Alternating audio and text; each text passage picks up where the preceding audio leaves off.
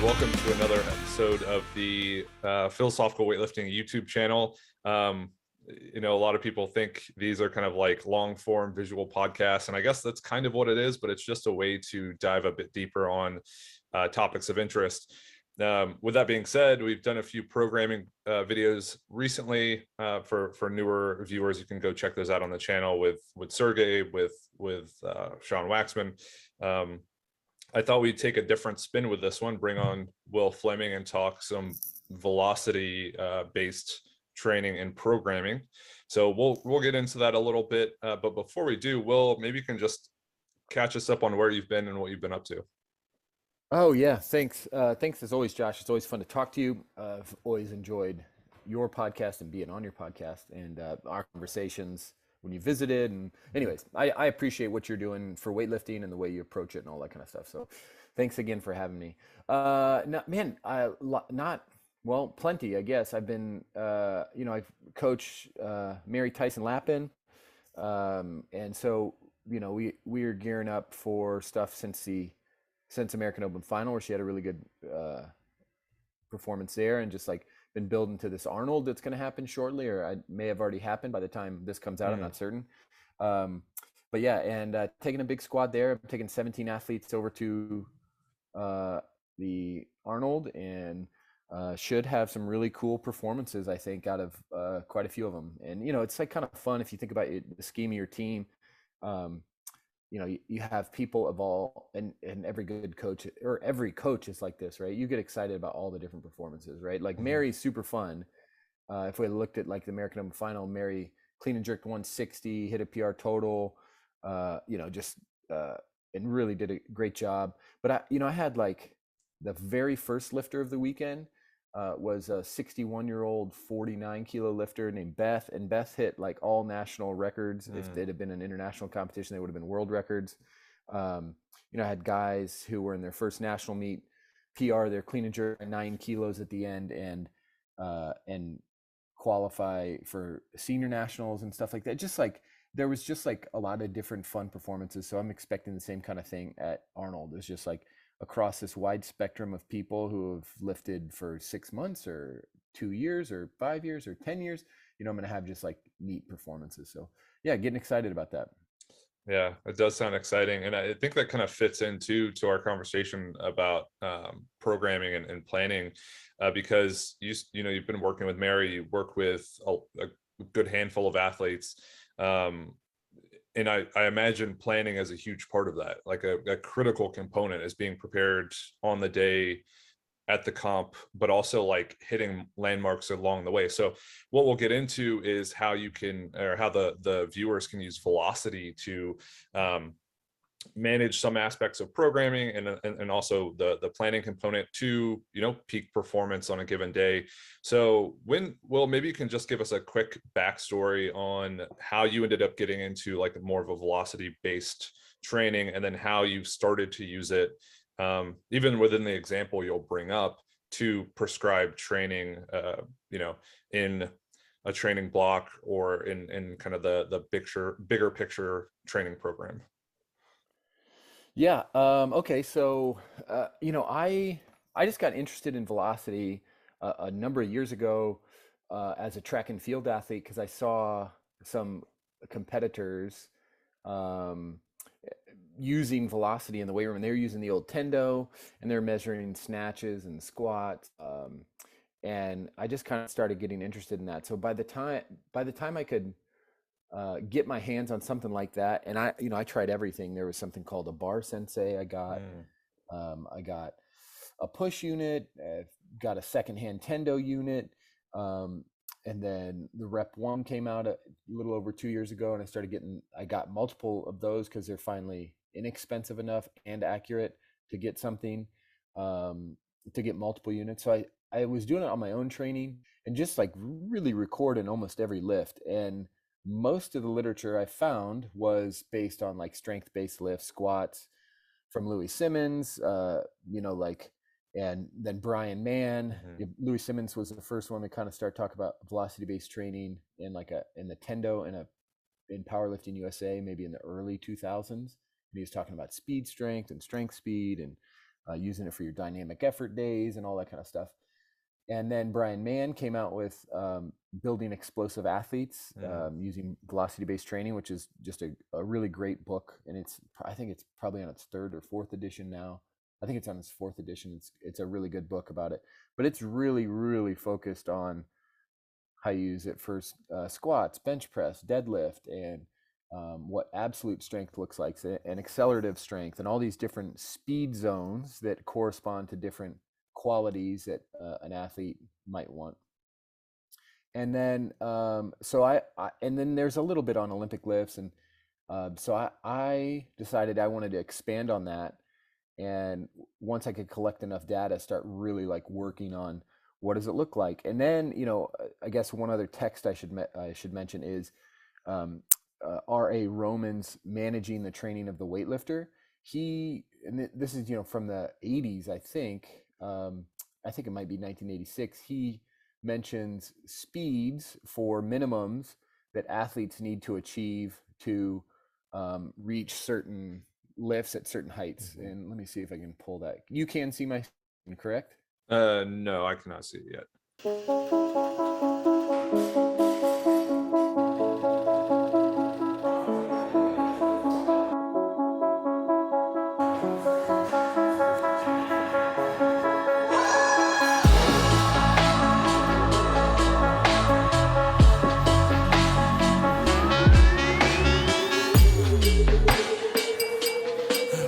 Yeah.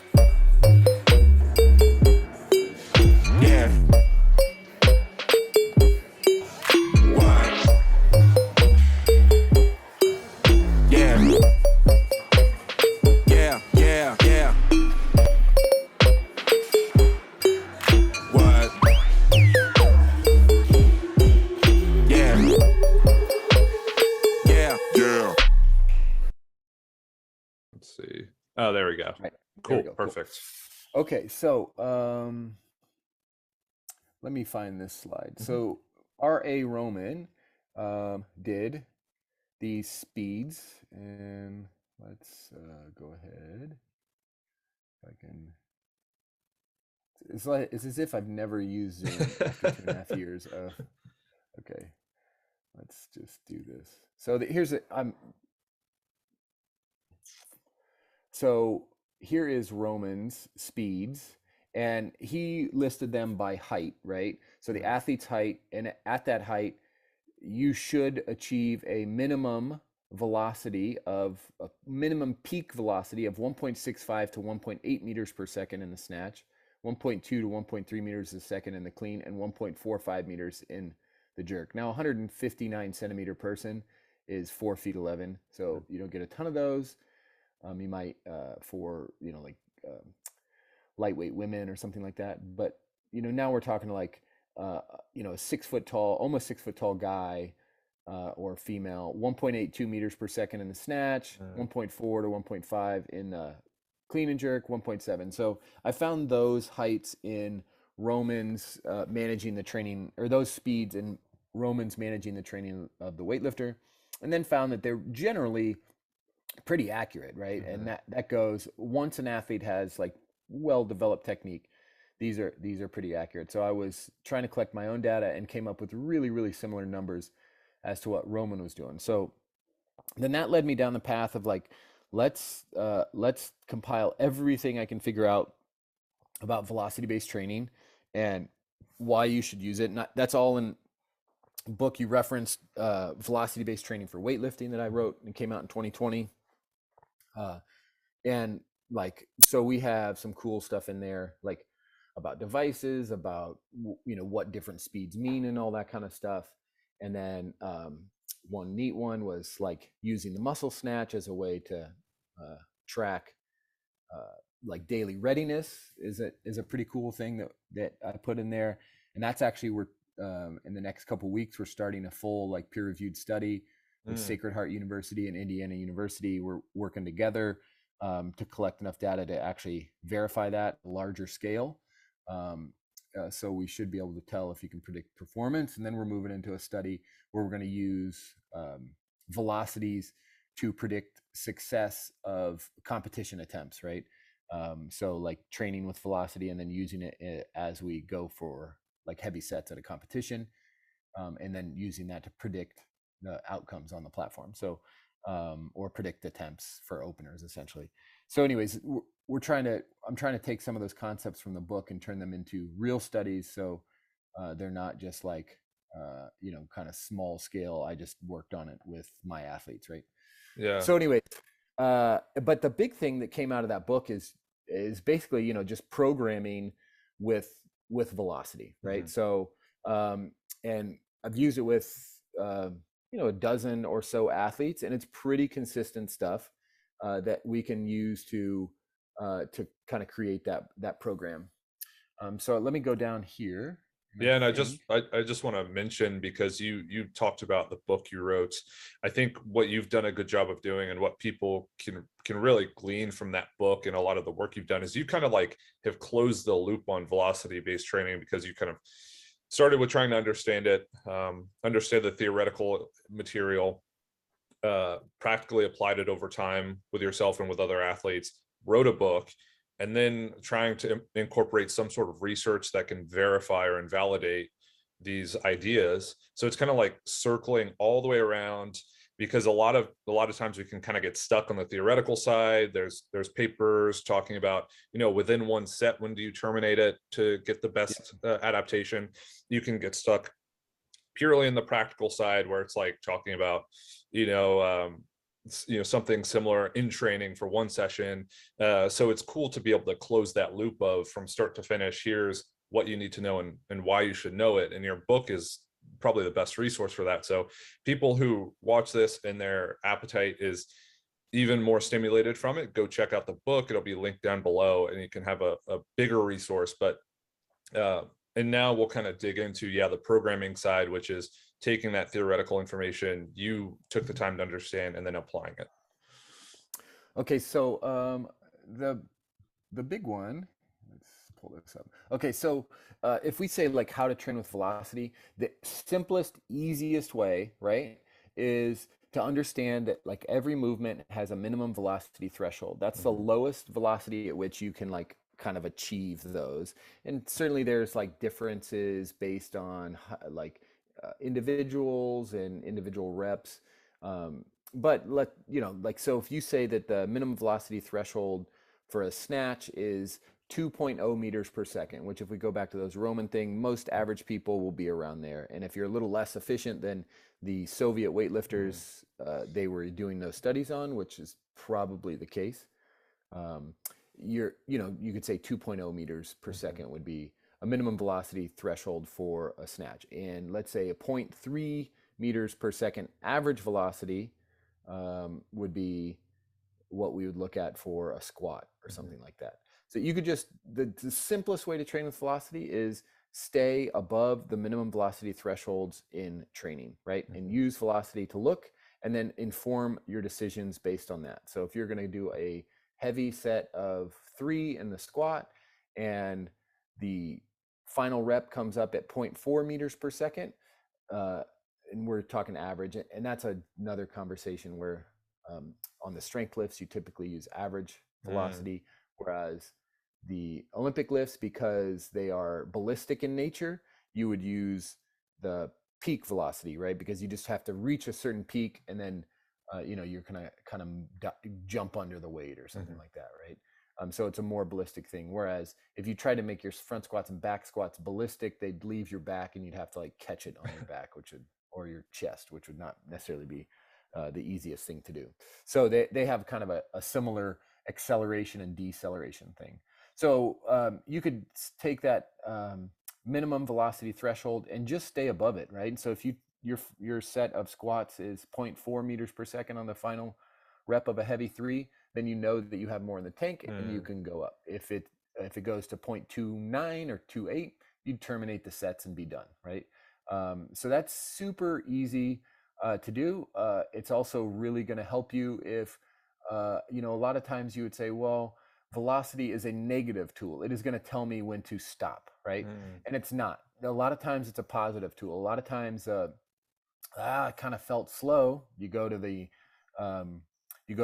rep 1 or the tendo or whatever, you look at it, and it's actually pretty fast, right? And so a lot of times it'll tell you have a little more in the tank than you anticipated. So it's not necessarily, so, I say can cease the work if it falls below, or you can capitalize on good days, right? And if you do it enough, you'll have like really good information where you say like, well, normally when I front squat 100 kilos, it moves at about this, right? Today I'm front squatting 100 kilos and it's moving at this, right? So if that's faster than normal, you know that you're feeling pretty good. You can go up pretty well. If it's slower than normal, you might want to look at what's going on. If it's slower than normal consistently, then what's going on in in the training as a whole to cause those things to happen. So that's the simplest, easiest way. You just use it as a decision maker, right? So it replaces RPE, or it replaces reps in reserve, which are really subjective measures that the athlete and the coach have to have really good communication. So that's kind of the easiest, simplest way, right? What I try to do was take that kind of idea and not always train to the hardest possible, right? Like I think that if you did that every day, you would say, I'm basically going to the hardest set I can do every day. And we don't need to do that every week of every day, right? So we had to have some variation and shift. And so the easiest thing that I've done is, so basically like, this would be a kind of a typical program if you're using percentages, something like that. Like base week, you do 4x3 at 75 to 80%. The loading week, you might do 5x3 at 77 to 82%. The recovery week, you do similar percentages but fewer sets. And then the PR week, you might go up to a 3-rep max or something like that. That as a 3, it's likely somewhere around 85 to 90% of your maximum, right? So you kind of have that base week, a loading week. We do our recovery week or deload week in week 3. Some people do it in week 4 if you're doing 4-week blocks. But what I have done is just change that up and replace those percentages, which if you look at the research with percentages, one of the things that you'll find is that they can vary widely, right? I think that there's like a Jovanovic and Flanagan, their paper, I'll try to find that link for you, was basically that velocity can vary, or percentages can vary up to like 16 to 18% either way on any given day, right? So like, you might prescribe 80%, but it might move or feel like 98%, or it might move or feel like 62%. So those are totally different feelings. Those are totally different stimulus. If you try to move a triple, if you use these like triple of 80%, but it moves like 98%, you're going to feel a lot worse the next day than what 80% should be, right? If it moves like 62%, it's not going to be nearly enough. So velocity or percentages are not a very truthful tool based on daily fitness, but velocity is really accurate from day to day. So and I think in the squats, just going off the top of my head, 80%, like your normal 80% on, if you're making a velocity profile, will move at about 0.5 meters per second average velocity, right? Whatever moves at 0.5 meters per second is 80% of your daily best, right? So if one day 100 kilos in the back squat moves at 0.5 meters per second, that's 80% that day, right? If another day 110 kilos moves at 0.5 meters per second, you know that your daily best is better on that day than it was on the day with 100 kilos, right? So it's kind of sometimes I feel like I'm talking in circles when I go back and forth from percentages to velocities and tell you that percentages aren't accurate, but I hope people are following along. Yeah, no, it makes a lot of sense, honestly. And I think a great point you made that I just want to just revisit quickly is that it's not just a tool to decrease weight on the bar, because I think a lot of people think of auto regulation as decreasing weight. It's like there's a prescription and I go down if it doesn't feel good. But I think if we can reframe it as there's a prescription and I can go up if I feel good, I think that would kind of unlock a lot of doors for people where it makes training more adaptable in a positive sense. And I think that's what ultimately what people want is like, they want to feel like they have the capability of going heavier when they feel good. Velocity can give you some insight into that. Just as you mentioned, 0.5 meters per second, maybe it's 105 one week, 110 the next. If it's 110 the next, maybe you go up, maybe you just push it a little bit more and maybe you see where you're at for the day, because there's a 5 kilo bump at the same velocity. So that's a great point. I think useful reframing. Yeah, and I'm one of the kind of founding moments of me as a weightlifting coach was really early on. Coach Penley invited me to come down to one of his seminars, like when they were at Muscle Driver, and I think it might have been the first one he did it when they were at Muscle Drivers. Really cool. He asked me to come down and said, "Hey, come on, you're my guest and come check it out." And I remember, him saying that never rob an athlete an opportunity to PR, right? Like if they're feeling good, like let them strike while the iron's hot, right? You're taking a guess at programming. Honestly, like programming is a guess.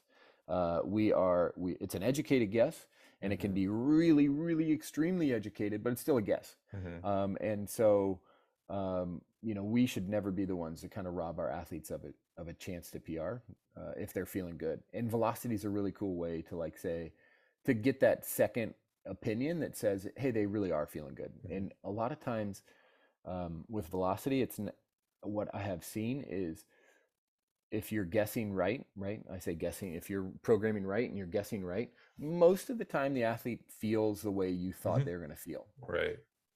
A fraction of the time they feel worse than what you think they should feel. And but a bigger percentage, right? If this is the bell curve, the side where they feel better is actually more frequent than you think it would be, right? So, if out of every 10 sessions, I bet you get 7 of them where you were correct, or 6 of them you were correct, and then 2 or 3 of them they feel better, and 1 of them they feel worse. And that's kind of what's been borne out when I see velocity on there. So yeah, I think it's more often than not it's like a go up, right? Or hey, you're right on track. So anyway, so this is replacing percentage with velocity. And then okay, so what we do, this is this bottom one. Each week we train at a percent over the MVT, over the minimum velocity threshold until PR week. So basically, this is how I'd set it up, right? So just replacing this one, the 4x3s, would be base week is sets and reps 4x3, 7.5 to 10% over the MVT. So in the example, our snatch variations, if the MVT is 2.0 meters per second, we'd train at 2.15 to 2.2, right? 7.5 to 10% over. Clean, 1.6 is in meters per second. 1.72 to 1.76, right? And then as we go, each week, loading week is a more intense week. That's probably one of our harder weeks. It's 5.0 to 7.5% over MVT. So the snatches can get a little slower, the cleans get a little slower, the jerks get a little slower, but we're still over that minimum velocity threshold. Like our deload weeks have kind of become more like I called it Speed Buster week to give it a neat name, like it's a recovery week. But you basically take like 6 to 9 singles at greater than 10% over the MVT. So it's pretty light, but moving really fast. And so because it's moving so fast, you're putting a high effort into it, but it's not crazy. And we could do a traditional, alternatively, we'll do a traditional deload week where it's like 3 sets of 3 or 2 sets of 3 or something like that at just a little higher. And then PR week, we can get down to 2.5 to 5% over MVT.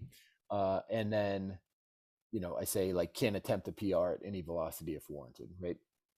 So we're down closer to the actual minimum velocity threshold. And if they're like looking really good, they're moving well, then hey, let's go for something heavy, and they can, go to that minimum velocity threshold and reset it even if they make something at a little lighter or at a little slower speed. So that's kind of the base sample. Let me see if I got squats. Okay, velocity program and squatting. So this is a larger deviation from the MVT. So basically we start like week 1's 0.5, week 2's 0.45, week 3's 0.5 with fewer reps per set, and week 4 as 0.4, and they can attempt a PR if warranted. Now the squats are really, really funny because, like, I would say most of the time, if you're squatting in the 0.3 meters per second range, you're going to go, man, that feels really heavy.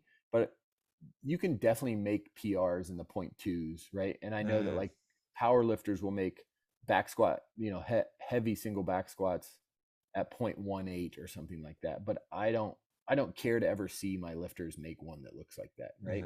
So we kind of say like 0.4 is an absolute strength zone. And so that's what we're going for.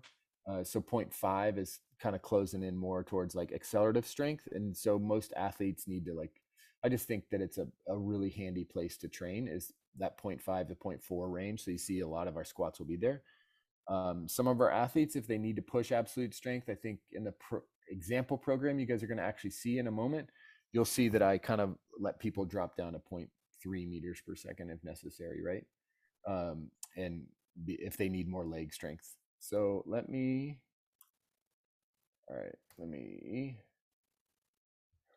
hop out of this one. Yeah. And while you're doing that, I realize this could literally be a 3-hour conversation if needed. Oh, no worries. But one question I've been posing to a few people I've talked to recently is how long does it take? So say you are in like higher volumes or higher intensities of training where the bar speed is either slower or there's a lot of work. From your experience working with a lot of athletes, how long does it take to get speeds to come back up at say like the same percentage, right? So if someone does a big volume week or a few big volume weeks, maybe they're prepping for a comp, and it's like the block right before the final training block, which would be like strength power block or something. Yeah. How long does it take to get speed coming back to where they have like that fresh pop of someone who's been peaked properly? Do you see a trend with that? Well, honestly, that's a funny question. I've never even considered it in terms of, so that's something I feel like I could examine. Let me just show you this real quick, Yeah. so that you can see. This is an actual program that we use. Okay, so I'm screen sharing this, right? So this is an actual program for one of my athletes.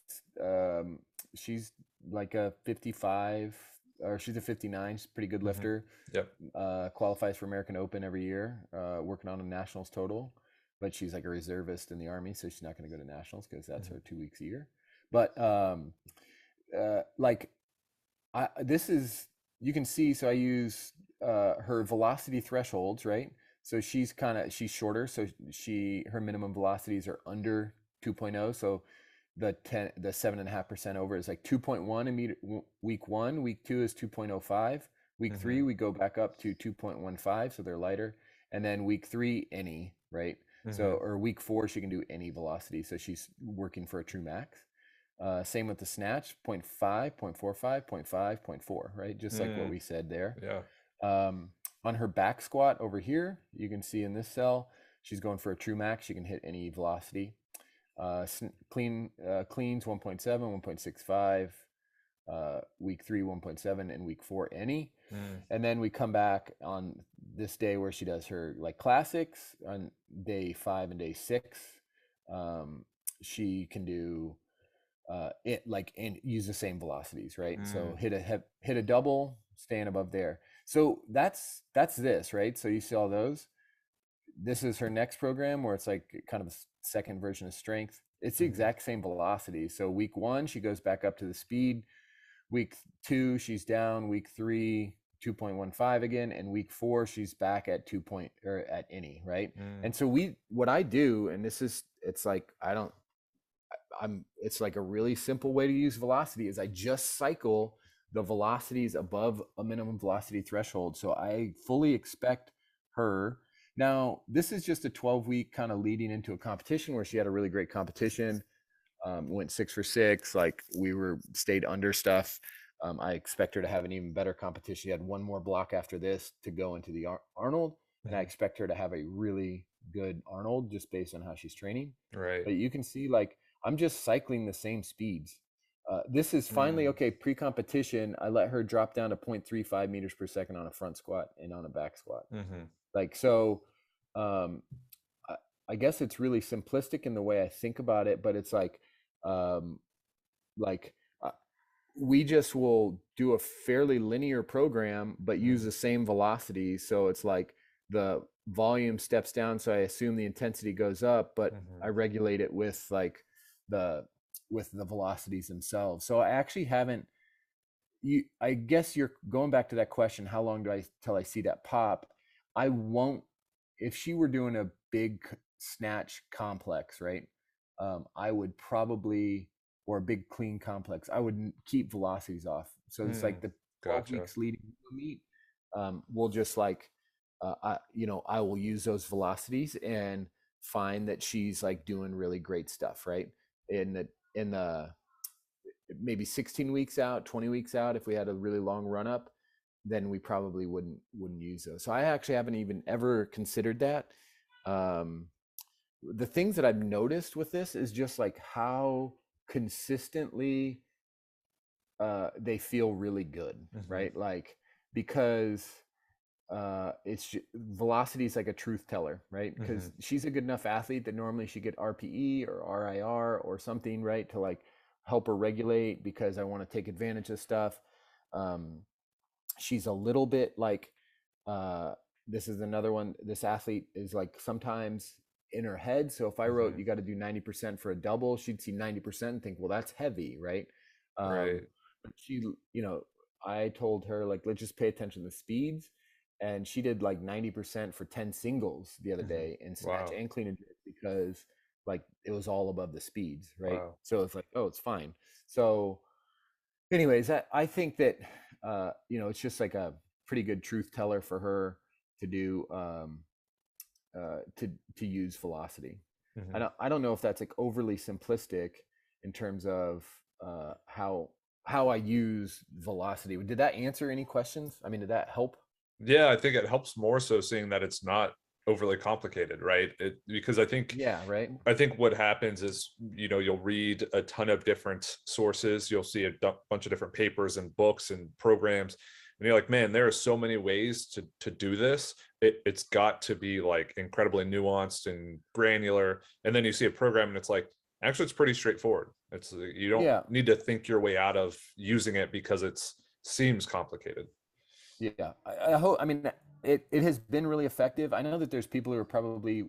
I mean, I always say this like way smarter about it than me, but I'm also not afraid to just like try it and do it and see Right. and like, just kind of go, oh, that did work or didn't work, and I have enough athletes that trust me that like, hey, if we spent like 8 weeks and we just make a little progress or not make any progress, like we still got more time, right? So it's like Mm. we're willing to try stuff. But this has been really, really effective and like super, yeah, it's been super easy and super simple to do.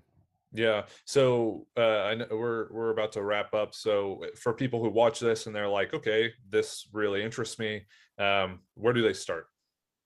Honestly, the first thing is like you need to get a unit. I would recommend over anything try to get an LPT unit, which is means one with a tether. They're the most accurate.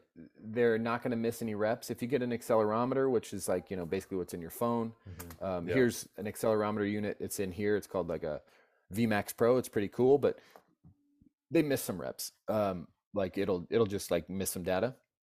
So I really think an LPT is really good. Get a unit and then start recording, right? That's Mm. it. Hit record, like start recording numbers, see your squats, right? How like do uh, get a velocity profile on your squats. I have a couple YouTube videos on like velocity profiles, how to make a velocity profile, and I also have a YouTube video on how to use it with your squats. This is Mm. super simple. Your technique's not crazy on squats, so anybody could use it on squats and like get a benefit out of it. Then, if you're pretty good as a lifter, been lifting for a couple years, and you have fairly stable technique, so that it's not going to morph because you're trying to pull it faster or something. Right. Then you create a velocity profile on your lifts and start applying it. So you could just say, I'm going to stay above my minimum velocity threshold today, right? And just do that. So those would be kind of the quick ones. Get a unit, start recording stuff, get a velocity profile on your squats, and then, and then move into using on your lifts. Yeah, and I would also buy Will's book, and Oh yeah, you can do which that. will all that stuff will be linked down below. So I'll put the YouTube videos, I'll put the book, and then that's kind of like a sure path if people are interested and they can kind of figure it out and get started. And Yep. then Will, if they just want to keep up with your coaching, lifting, not so much lifting now, but coaching more than anything, where can they find you? Instagram at Wil Fleming. I also have an email list. If you go to wilfleming.com and just opt in for the email list, every Friday I send out a Friday coaches memo with like what I'm working on, what I'm thinking about. I'll tell you about stuff before I actually like talk about it in public and stuff like that. So so that's a good place to kind of keep up with my coaching. Yeah, awesome. So if people are interested, go check that out. You can follow me on Instagram at Josh_PhilWL. And thanks again for watching another philosophical weightlifting YouTube channel or YouTube video.